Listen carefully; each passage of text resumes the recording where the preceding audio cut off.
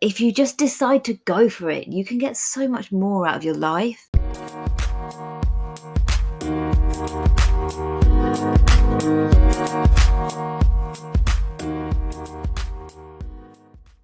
So, if you think you're confident, you can be confident. You can literally do anything. It is literally just an internal choice. It's a choice to be confident. This episode is going to break down and highlight a few things about the brain which will help you understand what's going on and therefore be able to navigate through these things to help you become more naturally confident and be able to get more out of your life. So yeah, this episode alone can be an absolute game changer for you. Setting an intention is very powerful because your subconscious mind is always listening.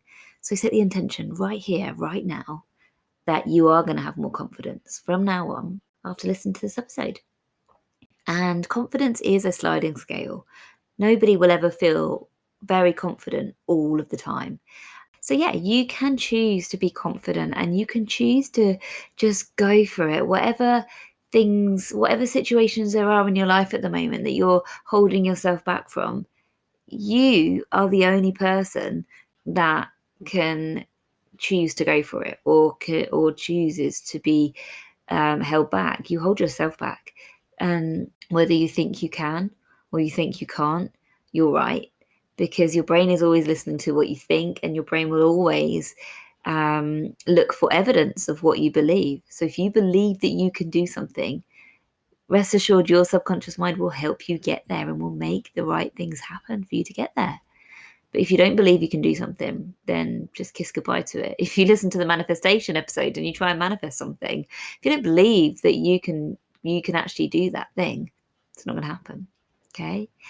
And this is so important, whether we're talking about confidence in the workplace, whether we're talking about confidence in sport, or learning a new skill, speaking another language.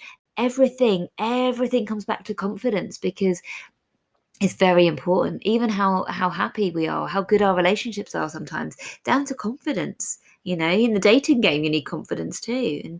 And a lot of it is down to faking it before we make it. And everybody gets imposter syndrome at some stage or another.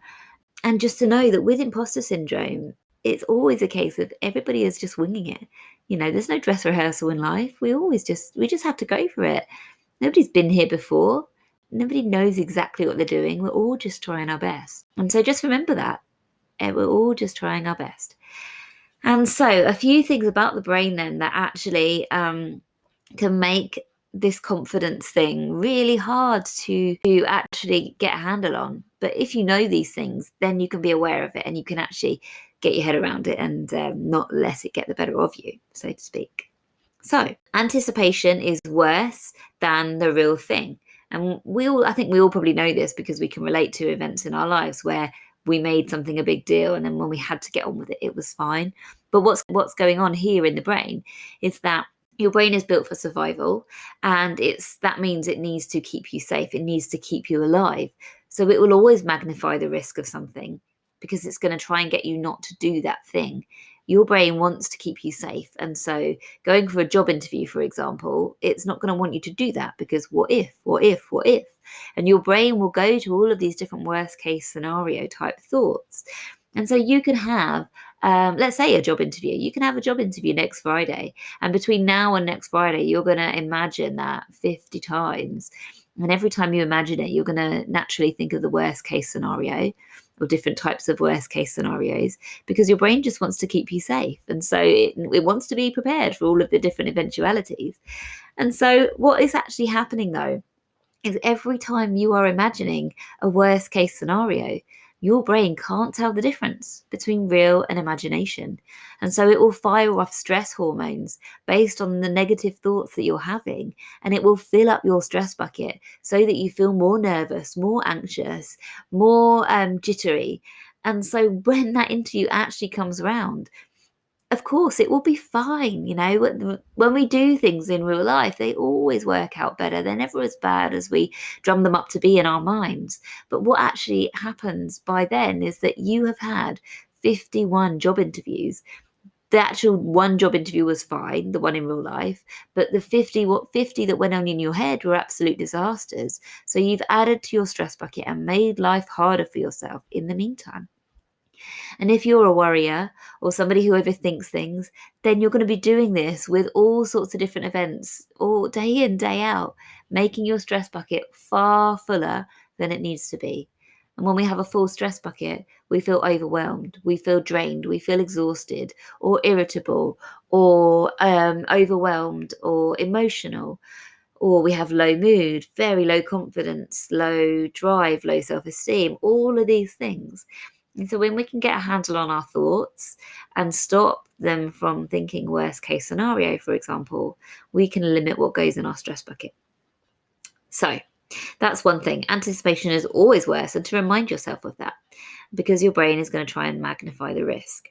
Now, what we can do to try and become more confident is to really push ourselves through our comfort zones. Because when we get outside of our comfort zone and we do something that was a little bit nerve-wracking for us, what actually happens is your comfort zone grows because you have surprised yourself. You've made yourself proud.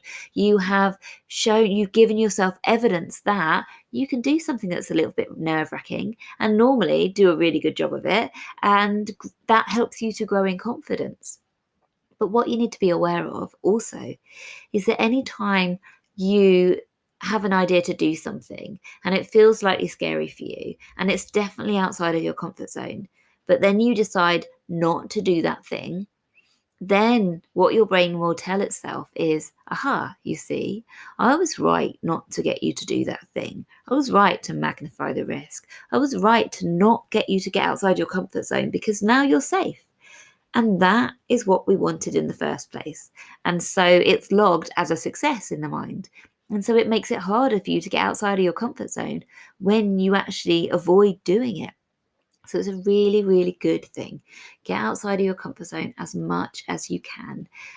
Set yourself a challenge now. Can you think of something over the next few days that you can do to get outside of your comfort zone? And then once you've done it, what's the next thing? What's the next thing? Always have something in mind that you can do that will help you get outside of your comfort zone, because every time you do, you're going to grow in confidence. And I get people say to me quite often, how are you so confident? Like, I do lives on Instagram, for example. I press live and I don't really know what I'm going to say. I just have a kind of general theme and I just talk. Same with this podcast. Like, I just have a few notes and I just talk. It just comes out and it always flows and it always goes well. And that's because I am confident, but I haven't always been this confident. It's just been a case of doing things over time that are a little bit nerve-wracking, and then my comfort zone stretches, and that is just what happens. It's great. It's great to feel confident. It's great to be able to do things. It's great to be able to be comfortable with getting outside of my comfort zone. And I still do look for ways to do that regularly because it's a brilliant way of keeping your self-development going and getting your mindset stronger. And yeah, all the things that I teach, a lot of it comes down to having a really strong mindset. And this is all part of it. So one thing I've done lately to get outside of my comfort zone, to grow in confidence, to challenge myself, is I have bought a pair of roller skates, and I've been doing it every day since I've got them, and I'm really enjoying it. And yeah, it's a bit nerve-wracking because I have no idea what I'm doing, but it's fun. I'm really enjoying it, and it's just something a bit different, and it's enjoyable. And yeah, I'm looking forward to a time when I feel confident on the roller skates. Definitely I'm not yet. Stacked it for the first time this evening. I've got a massive bruise coming on my hip, but it's good. I'm enjoying the challenge. And so yeah, look for something over the next few days that you can do that will get you outside of your comfort zone and therefore help you to grow in confidence. Just whatever it is, just go for it. Next thing I'm going to say is sometimes it can feel really hard to push past the voices in your head. They are voices from somebody in the past that are just stuck in your subconscious mind, stopping you from doing something because you're scared of being judged, or you're scared of making a fool of yourself, or you're scared of rejection. Whatever you fear is down to some experience that you have had before that is, of course, logged in your subconscious mind. You can push through it. You can still do the things that make you nervous, even though there is stuff in the subconscious mind that is telling you and stopping you from doing those things. But just an example of how hypnotherapy and the work that I do can really completely release these feelings, these negative, sticky feelings that stop you feeling able to do the things that you want to do. So one of my clients this week felt that they had a certain element of imposter syndrome and just felt that they were going to get found out. And so what we did one of my techniques that we did was we went back in time and got the subconscious mind active and found the memory where this belief was formed. And it's a classic example. I've actually talked about this on the podcast before. It's a classic example of being in class, putting your hand up, getting the answer wrong. And from there, the belief was formed that my client did not want to be bold and feared making mistakes, basically, feared being embarrassed, feared going wrong, feared putting their best foot forward and making mistakes just in case somebody would say something, somebody would embarrass them. Even though that didn't actually happen in the memory, it's the belief that was formed at that point. So what we did was we went back to that memory and we replaced the feeling and changed the feeling in that moment that actually it's a much better idea to say what you think and to not be scared of saying what you believe and not be scared of making mistakes and all of the things that we know intellectually as adults. My client found it very hard to make their actions reflect what they intellectually knew because of this limiting belief that was stuck in the subconscious mind. So in the space of 5 minutes, we collapsed that belief so that this client is an entrepreneur. So obviously it has a big impact on the way they're going to be able to go forward now, much more confident. And whilst it wouldn't necessarily change their actions, they were still pushing themselves forward, going live and doing all the things that they needed to do. The energy with which they're going to be able to do that now is very different because most of our communication is nonverbal. And so this is going to be a game changer. This one little part of our session will be a game changer for them. So it is your life, okay? So I want you to live your life for you. Stop worrying about what you think other people are going to think. Stop worrying about pointless things. Stop worrying about things that are essentially holding you back from living your life the way you truly want to live it. And I know that I definitely wouldn't be here doing what I'm doing now if I didn't just follow my heart, leaving a safe teaching job to forge a career in a therapy. Most people confuse what hypnotherapy is, starting your own business, when leaving a safe job, all of the doubts that people had. And, most businesses don't make it past the first year or whatever that doomsday fact is. Like, I just chose to shut it all out. And if you have a dream or if you have a goal that you would love to make happen, but you are scared, just fucking do it anyway. Do it scared, because that is where growth happens. Do things scared. Seriously. The fear is your brain's way of trying to keep you safe, but you are not going to live up to your full potential if you listen to that fear. Okay? Trust yourself. Truly trust yourself. Like, check in with yourself and live the life that you want to live, and just tune out other people. Tune out what you think others are going to say, what you think others are going to think, because you have no influence, you have no control over what other people think of you anyway.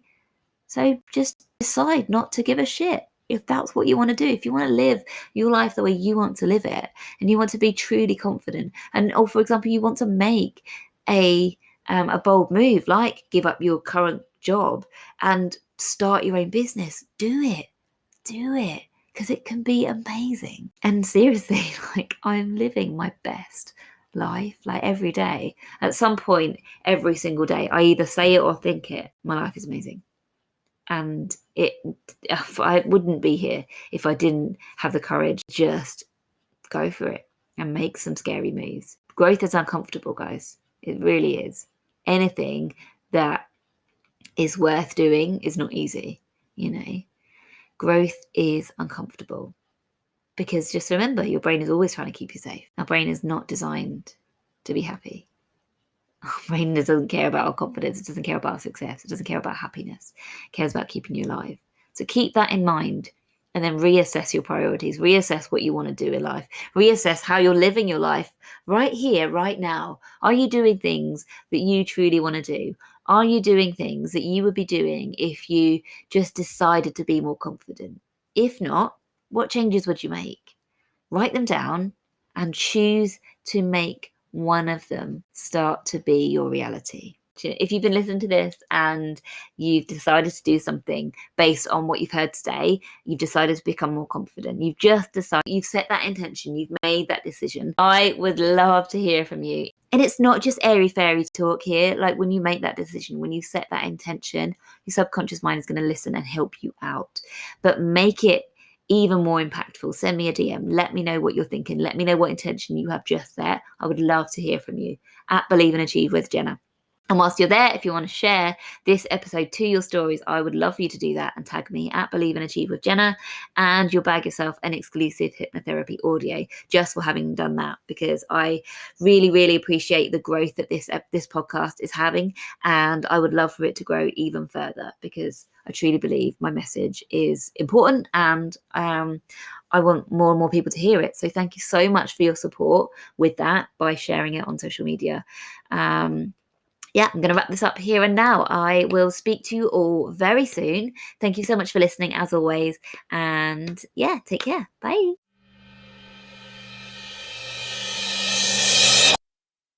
My mission with this podcast and why I started it was to serve. And so I really hope that everything I've shared with you today and in previous episodes is serving you and helping you to change your life. It requires consistent action. It requires effort. But if you're willing to put in the work, then you can absolutely change a great deal just by listening to me and implementing my advice. However, if you're listening and you would like to work with me, then obviously I work too. I do solution-focused hypnotherapy and much more. And my program is called Change Your Life. And it's a program that I'm really proud of. So if you're interested in this and would like some more information about how it works and whether it would be right for you, then do get in touch with me via the information in the show notes. Thanks again for listening. And if you enjoyed this episode, I would love for you to share it with a friend or stick it up on stories on Instagram and tag me at Believe and Achieve with Jenna. See you next week.